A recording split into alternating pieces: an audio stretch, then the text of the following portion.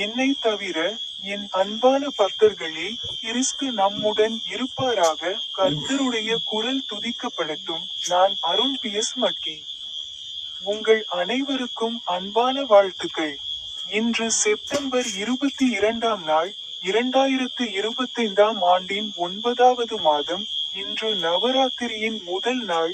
மேற்கு வங்காளத்தின் கொல்கத்தா மாவட்டத்தில் உள்ள ஹவுரா ரயில் நிலையத்தில் டெட் மெட்ரோ நிலையத்திலிருந்து வெளியே வரும் காங்கோ பத்ரடோலியைச் சேர்ந்த பல்வேறு குழுக்களை ஹவுராவிலிருந்து பந்தேலுக்கு பயணத்தில் என்னுடன் சேருமாறு நான் வேண்டுகோள் விடுத்தேன்.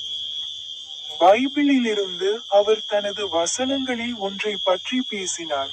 அப்போஸ்தலர் 26, வசனங்கள் 28 மற்றும் 29.